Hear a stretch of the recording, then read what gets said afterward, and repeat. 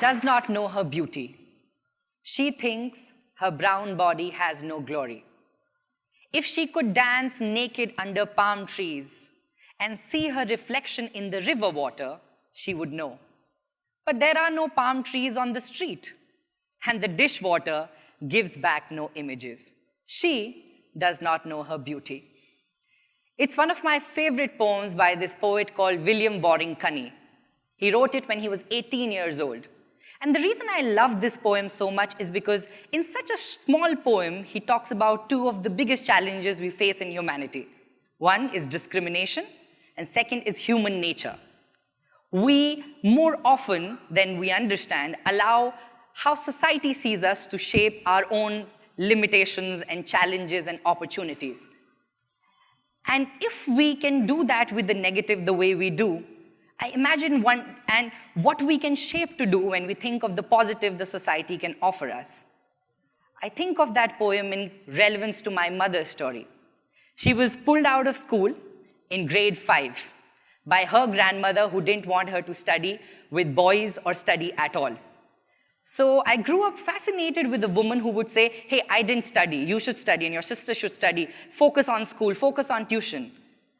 And every time she would say that, I would see her argue with my dad and win with the best arguments. Like we would have the best mic drop moments in our house.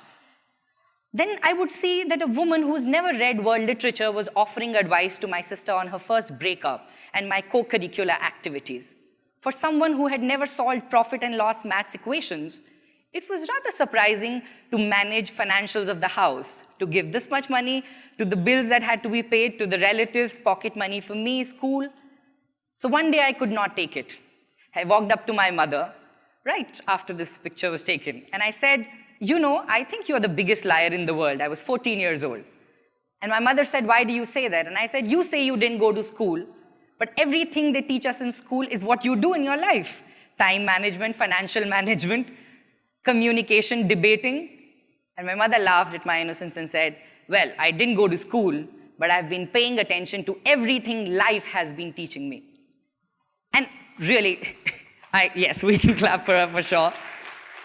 But we're clapping now. Imagine at 8:14, I was like, this poor ignorant woman, such a philosophical answer to my simple question. And that statement stayed with me. It stayed so much with me that anybody after that day who was invited home for dinner or who we met at weddings, I would ask them, hey, my mother didn't go to school. She knows so much. What do you know? And whatever they would say, I would write it down in the back pages of my notebook, in my diary, in my dad's diary. And every time life hit me hard or I needed navigation or some piece of advice or word of comfort, I would go back to what those advices of the people were. And slowly my question from what have you learned became what is your life lesson? What is that one thing you would say up until this moment that we are meeting, life has taught you? Slowly and steadily, those life lessons were working for me very good. And I understood the population of the world as we sit in this hall today is 7.447 billion, which means that there are 7.447 billion heartbreaks to associate with, 7.447 billion mistakes to learn from, 7.447 billion stories to get inspired from, 7.447 billion life lessons available if every person just gave one. I was fascinated by that number, and now it motivates me to run this organization called Project Fuel. Fuel stands for Forward the Understanding of Every Life Lesson. And what we do in Project Fuel is we collect life lessons of people from all around the world and design them into interactive and performance-based exercises and curriculums so that you just don't have to read someone's life lesson. You can actually experience it for yourself and learn something for somebody who you don't know by the first name, who you have never seen. What that does is it opens you up to the wisdom that is far beyond you. And in a single lifetime, you probably can never comprehend it by yourselves or experience it. So through these workshops, what I try to do is document human wisdom and pass on to the best of my ability. And the inspiring thing, over the years, I started when I was 17 years old. So imagine a boy with this voice. Now it's a little baritonish. I used to sound like, hi, everybody, good to see you. at 17 and would look 14.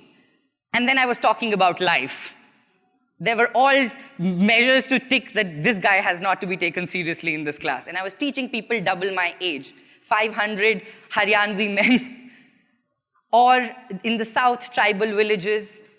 And people would always see that what I was saying and what my personality was and my body was far too much to comprehend and put together. But I consistently kept on because it gave me so much joy and I knew what it meant. It is fascinating to see how you can change someone's life without ever having met them. I passed on the life lesson of a woman I met in Delhi, which was, if your face can surprise you in the mirror every morning, you're still having a good life. I'm 33 years old and that's what my life has taught me. And in all this journey, I get to understand that we can learn so much if we allow ourselves to understand the perspectives of people who lie beyond our social circuit. I'm often asked, Deepak, what is your favorite life lessons? Because I collect so many on a daily basis.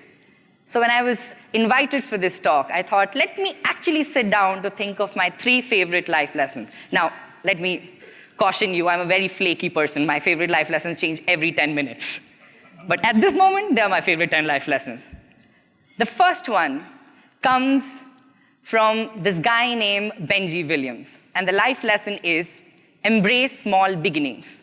Benji used to work in Kenya. He was originally from America.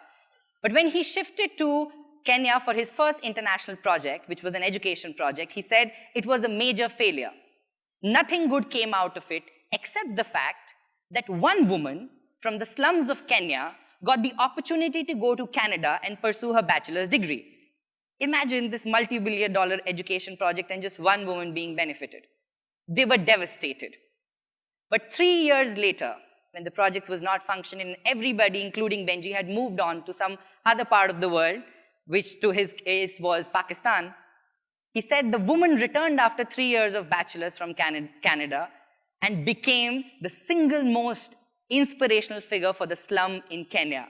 And now every parent in the community wanted to send their kid and wanted them to be like this woman, which was the goal of the initial $1 million education project that failed. But because they were so much focused on the failure that they forgot to celebrate her small win. And he said that that journey taught the woman and him to embrace small beginnings.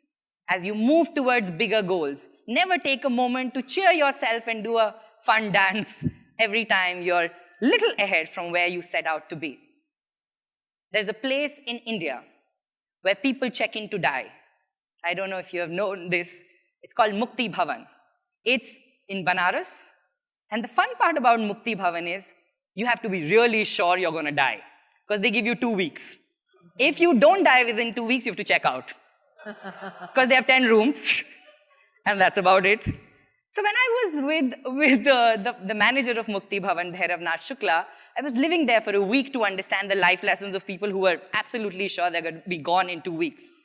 I asked all those people, and I ended my journey in Mukti Bhavan sitting across Bhairav Nath Shukla and asking, what had he understood and how many deaths he had seen?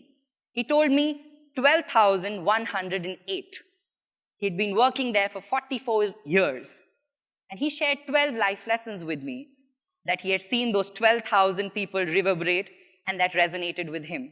I share one of my favorites with you. He said, we never disconnect, Deepak, with people. We disconnect with the thought they produce. If you have ever loved somebody or connected with them, you can never distance yourself from that person. Just because that person produces a very dominant thought that is in conflict with you, and to avoid more further communication mismatch and to bring some peace, you distance yourself from the thought of that person. And to understand that is to make oneself free of revenge and guilt. When you say, I don't hate the person, I just don't like that thought so much. And when you understand that, you will never go through life wanting to take revenge from somebody or regret something. And he said, so many people who come here at the last stage of life when I'm seeking or serving them in the last day, say that to me. I wish I could connect with that person. He just once offended me in a marriage. Or he said something to me when I was doing that presentation and I did not like the comment. And I never spoke to him ever again. I think of that life lesson in the context of the last one that I have for you. It comes from this guy named Hadi. I was documenting life lessons of Syrian refugees in Europe this summer. I traveled across for 90 days without a single day off in 5 countries to see what comes out at the worst moment of adversity. Hadi was one of those people who had seen the worst. He was with 44 people in the Mediterranean Sea on a boat. So when I went to him, he told me many of them had been saving the money for that journey. And then he told me something which no refugee on the tour told me. He said, Deepak, it's going to sound so stupid, but when I was on the boat as a refugee in the Mediterranean Sea, we all were singing. All 44 of us were comforting each other by songs. And I had this moment when I was in the middle of the ocean. I've never traveled out of Syria, and I've never seen so much expanse of water. And I said, wow, when again will you ever get to see this? And be with people who are singing. In that moment, he realized that despite the hardest moment in your life, if you can choose happiness, you can choose happiness because it is a choice you're making. When he got off the boat, he was wearing the same hat, and his friend said, Hadi, remove the cap, you don't look like a refugee. And he asked his friend, what should a refugee look like? I don't want to portray the image that this form of mine is just right now occupied. I've been with a piercing and a hat all my life, and that's how I'm going to live as a refugee. I'm choosing happiness. What I want to say to you, yes, absolutely. What I want to say to you as a conclusion is as you go rushing through life, achieving targets and meeting these big numbers, take a moment. Take a moment to reflect on to your being and say, hey, how long have I been on this mass of earth? And what have I learned? What have I really learned? And share that with people around you. Because that will give you the opportunity to shine so bright that your light will become someone else's spotlight all over again. Thank you so much.